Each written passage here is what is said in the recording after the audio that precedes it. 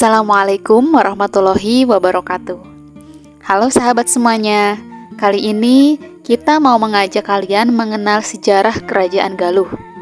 Tempat yang akan kita tuju kali ini adalah sebuah petilasan Raja Galuh yang ada di Cimaragas. Ada yang tahu tempatnya di mana? Kalau belum, yuk ikuti perjalanan kita hari ini. Ini adalah pintu gerbang menuju situs petilasan Raja Galuh di Cimaragas. Tinggal masuk saja ke pintu gerbang, di dalamnya banyak rumah warga. Terus saja ikuti jalan kecil di perkampungan ini. Jalannya bisa dilalui oleh motor ataupun mobil. Tetapi, untuk masuk ke situsnya, kita hanya bisa menggunakan motor saja, atau jalan kaki juga tidak terlalu jauh.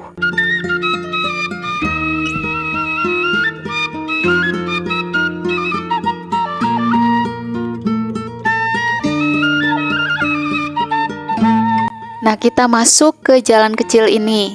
Meskipun jalannya kecil dan masuk perkebunan, tetapi nyaman untuk dilalui motor ataupun jalan kaki.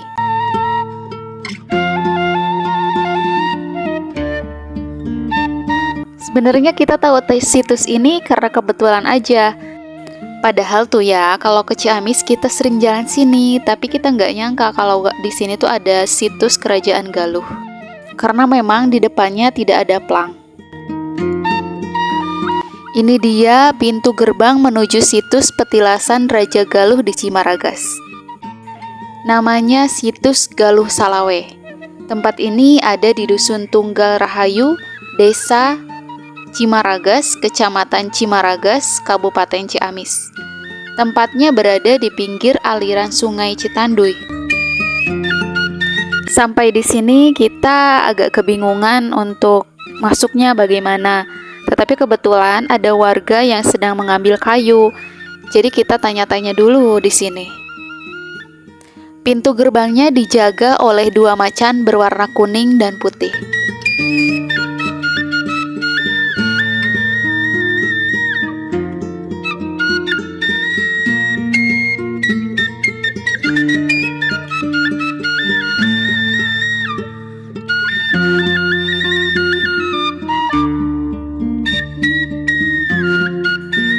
Saat masuk ke dalam, ternyata tempatnya sangat rindang oleh pepohonan, dan di bagian jalannya tersusun batu rapi untuk berjalan dengan nyaman.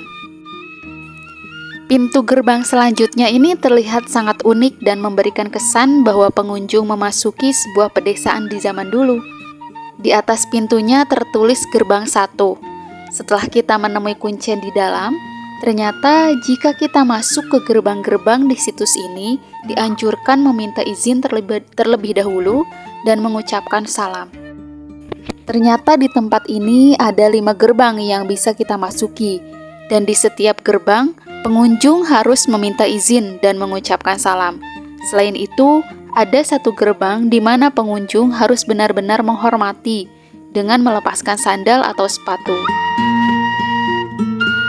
Saat datang ke tempat ini, sebaiknya kita mengunjungi kuncen situs terlebih dahulu, meminta izin untuk masuk dengan sopan ke tempat bersejarah ini.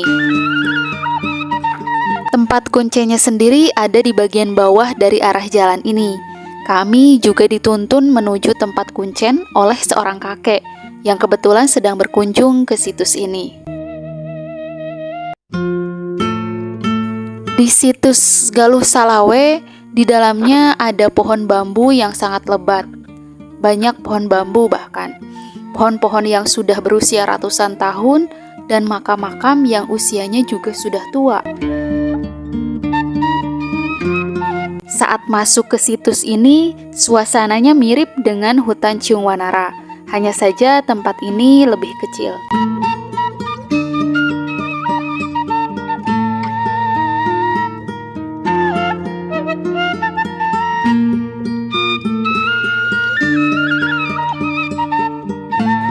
Jalan menuju tempat kuncen juga bagus untuk dilalui. Tapi kalau kamu berkunjung setelah hujan, sebaiknya hati-hati berjalan di sini karena banyak lumut yang menempel di jalan, membuat kondisi jalannya jadi licin.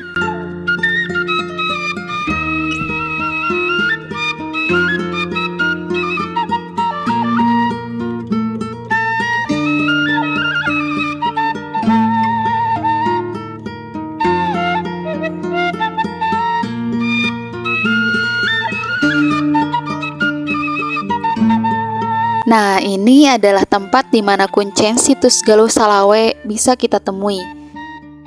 Di sini ada 4 ruangan.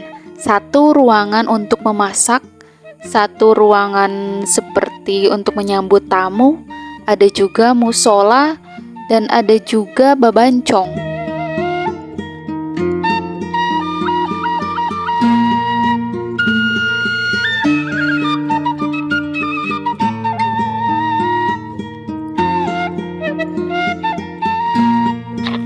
Situs ini juga pernah diziarahi oleh Presiden pertama Indonesia, yaitu Bapak Soekarno.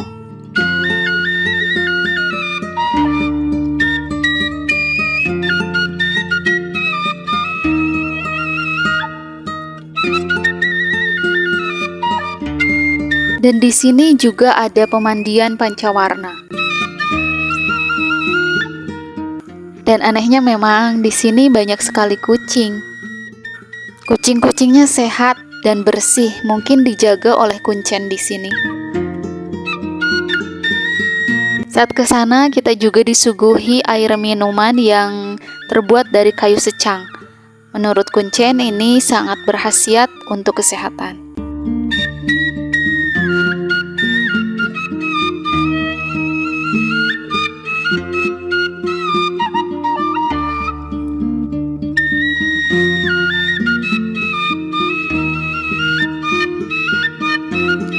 Situs Galuh Salawe ini pernah diziarahi oleh Presiden pertama Indonesia, yaitu Bapak Soekarno. Di situs ini ada batu entog yang menggambarkan burung Garuda, ada juga batu berbentuk pohon beringin yang merupakan tempat bertapa Insinyur Soekarno.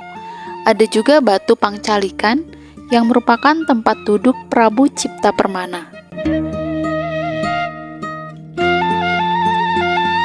Di situs Galuh Salawe ini juga ada tradisi masalin, yang merupakan tradisi tahunan rutin yang digelar pada bulan puasa. Tradisi masalin ini adalah tradisi untuk membersihkan diri memasuki bulan puasa. Pada tradisi ini, ada pagelaran pencaksilat dan doa bersama. Setelah itu, ada makanan yang dibuat warga, yaitu pontrang. Pontrang adalah makanan yang disajikan di atas anyaman daun kelapa, yang kemudian dibagikan ke warga yang hadir dalam acara tersebut dan dimakan bersama-sama.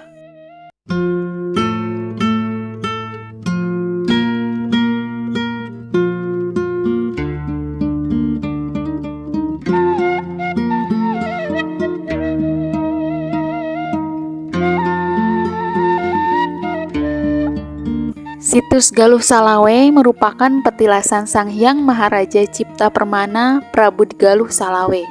Tempat ini adalah peninggalan sejarah Kerajaan Galuh Pangauban atau Galuh Gara Tengah. Raja Cipta Permana sendiri memerintah dari tahun 1595 sampai 1618 Masehi. Nah, beliau ini adalah penguasa Galuh Pangauban Islam pertama. Raja Cipta Permana adalah keturunan dari Prabu Siliwangi. Raja Cipta Permana menikah dengan Tanduran Tanjung yang merupakan putri Maharaja Mahadikusumah, penguasa Kawali yang beragama Islam. Kawali sendiri tahun 1570 sudah berada di bawah kekuasaan Cirebon, yang mana kerajaan Cirebon merupakan kerajaan Islam. Setelah ngobrol-ngobrol dengan kuncen, kita mulai masuk ke gerbang-gerbang lain yang ada di situs ini. Ini ada di gerbang 3. Nah, ini adalah yang dinamakan dengan batu entog atau Wisnumurti, yang merupakan batu peninggalan zaman Hindu-Buddha yang menyerupai angsa. Di sini juga ada petilasan Sunan Ranggalawe, Syekh Muhyiddin, Ki Galuh Pamungkas, Pamidangan, Raden Jayakusuma, Raden Sutadepra, Sumur Bandung atau Raja Laut Selatan, dan Ratu atau Raja Galuh Pangauban Gara Tengah Sang Hyang Maharaja Cipta Permana Prabu Galuh Salawe.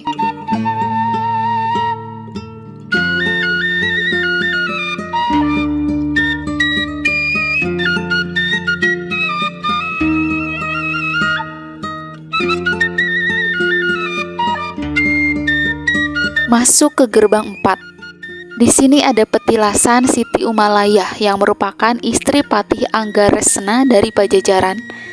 Ada Mahapatih Anggaresna, Nata Dikusumah yang merupakan putra Cikal Petinggi Salawe. Di sini juga ada batu Panggeresan.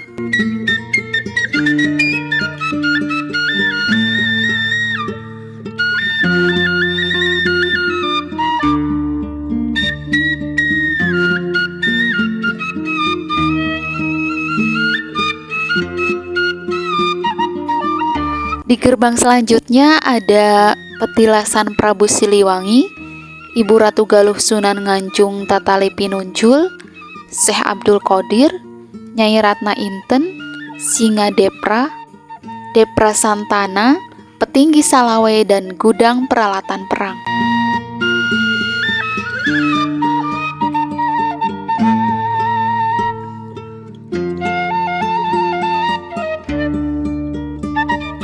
Pokoknya kalau kamu datang ke sini, pastinya banyak sejarah yang akan bisa kamu dapatkan. Apalagi penuturan sejarah dari Kuncen sangat jelas. Dan kalau kamu mau bertanya-tanya ke Kuncen itu tentang sejarah Galuh, pasti beliau bisa menjawabnya dengan sangat lantang.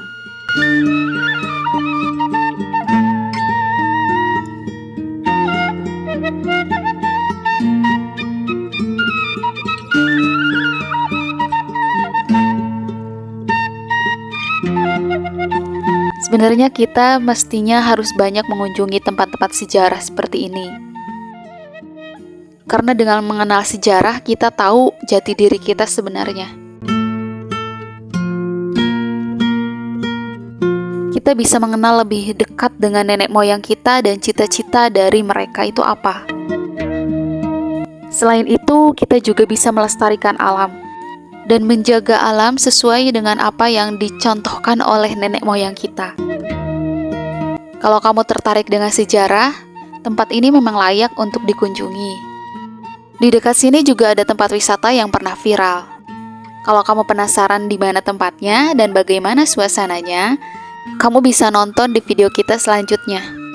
Kalau kamu mau tahu perbincangan kami dengan Kuncen, kami sediakan videonya di akhir ya. Sampai di sini video kita hari ini. Wassalamualaikum warahmatullahi wabarakatuh. Di sini adalah ketika yang lanjut ada Galuh, ya, ya ada Titang Buana gitu kan.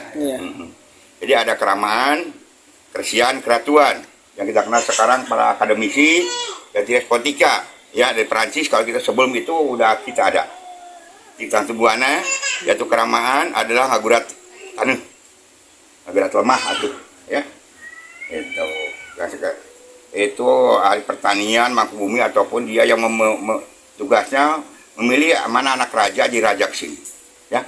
Kedua, keresian ada mandala juga, adalah ngagurat cai, kumpulan satu tempat. Disitulah para ahli-ahli ataupun ilmuwan pada saat itu kita dengar sebagai mandala, ya. Mandala itu ada tempat, ada keresian, kumpulan orang-orang yang itu anak raja dimanapun itu dia berguru di situ di keresian, ya. Nanti kalau ada itu ada ngagurat lemah, ngagurat cai. Pakai keresi itu guru itu bagaimana lelisnya kayak itu dimasukkan sini bentuk inilah gitu. Keresian ada di sini ada merupakan keresian di sini ada mandala. Kemudian ada keratuan adalah anak raja yang disahkan dipilih oleh keramaan, keresian disahkan oleh keresian jadi ratu. Jadi tinggal dua anak, keramaan, keresian, keratuan. Ratu ngagurat batu. Itu walaupun harus pegang kepada teguh ajaran yang dianut, ya, norma adat, norma agama, gitu, norma hukum. Walaupun tidak melihat anaknya, istrinya, kalau salah udah hukum gantung. Itu, ya. Kita mengenal peradaban kita dahulu ketika ada Galuh. Ya, Galuh itu beberapa versi, ya. Galuh diambil di bahasa Sanskerta, Galuh, batu permata. Ya, permata hati, kolbu. Kalau Galuh, kalau di sini Galuh bukan Galuh membeli, Lalu ada bagian dari kayu yang di tengah-tengah yang paling kuat, keras. Gitu kan, di dalam manusia itu hati, kolobu. Ya, hati mah tidak, walaupun ini iya, kalau ini tidak mah tidak ada. Ya itu. Tapi kalau Galuh juga ditinggal ada beberapa versi. Ini ada bahasa Sanskerta itu ya. Yang tadi. Iya. Kalau Galuh bahasa kita ini ada orang Sunda di sini. Galuh teh meninggali suci hati, bersih hati. Kita mengenal dari tata Sunda, di sini ada lemur, ya. Di sini lemurian, suku lemurian yang bergerak Sunda. Ini prasestinya di sini. Di Galuh Ciamis sekarang Galuh, kemudian Ciamis sekarang Ciamis kembali lagi ke Galuh. Hampir 99%, 80% udah. Payun itu kerajaan Galuh teh kerajaannya dari paling mana, Pak? Apa di Dio, apa di Karangkemulian, apa di mana? Galuh yang mana? Oh, Galuh teh seur. Galuh ada tadinya kan kita mengenal kan itu kerajaan Salkanagara di Serang Banten. Oh, di Serang. Kemudian Tarumanagara. Kemudian Tarumanagara itu pecah karena tidak ada pengganti laki-laki, maka istri. Kita mengenal dahulu Pulau Jawa ada Sunda besar. Bali Lomo Sumbawa kecil.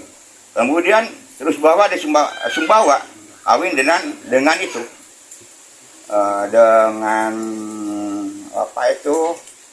Kota Besar dari Tarumanagara. Ya dahulu biasanya kan mantunya laki-laki jadi raja. Maka terus bawah menjadi raja Tarumanagara. Kemudian jadikan kerajaan terus bawah jadi Sunda kecil. Jadikan menjadi kerajaan Sunda. Maka yang Wate Kendayun dari Kendan dan yang sebelah Kuningan, kemudian berembuk ya di Medang Jati jadi waras Sukaraja, ya Salopak itulah. Akhirnya menghadap ke atas bawah, itulah kehebatannya kita tidak mengenal Gerta Yuda, Gerta Sawala gitu ya. Ya yang tidak kenal sekarang itu kan musyawarah mufakat ya. Itu suara yang terbanyak begitu. Akhirnya terus bawah yang Wate Kendayun dengan Songgala menghadap terus bawah, kemudian berembuk. Akhirnya Tarumanagara pecah menjadi dua. Taruh ke sini ke sebelah timur adalah Galuh gitu. Sini, ya. Dengan pada saat itu ada yang Wate Kendayun menjadi yang ke depannya. Di situ Tarumanagara jadi kerajaan Sunda. Yaitu dengan terus bawahnya sampai sekarang kita kenal akhirnya susuk tunggal yang punya anak centing manik yang Sunda yang nanti dikawin dengan si Baduga Raja Padusinga itu Haji ya. Kendayun teh raja Dan pertama itu kemudian di Medang Jati kemudian ya begitu mencari tempat. Kita pusat pemerintahannya di mana? Ya. Rate Kendayun itu. Ya, kita ada yang pertama kan ada Medang Jati Jatiwaras ataupun ya yang pertama juga yang sekarang mungkin Ciberem Tasikmalaya gitu kan. Ya berpindah-pindah. Karena Galuh itu sampai ujung Galuh sampai gitu. Kita kenal sekarang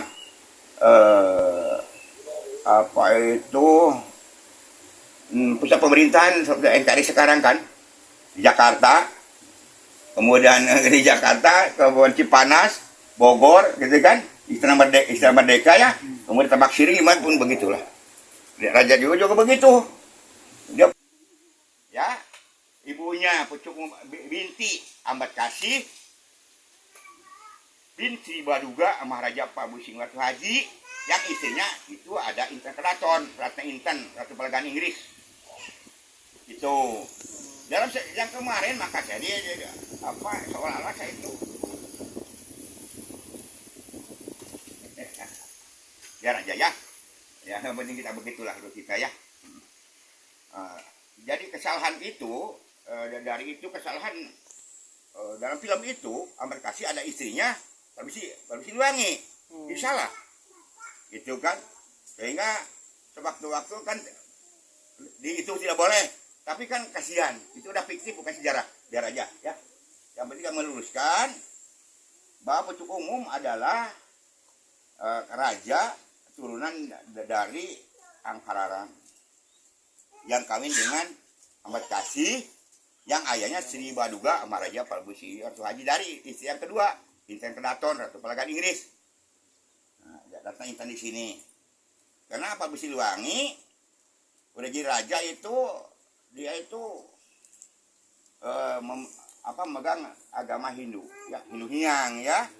Ketika itu putra Senurjati, Sedatul Kapeh Sanudin atau Sekuro, ya, muridnya Ibu Nuntapa, ya, yang punya anak, ya itu Ibu Nuntapa yang punya anak ada Ayu Subanglarang. Bawa ini aja langsung di situ di Karawang dijadikan suatu itu, dijadikan anak yang ya ahli Quran.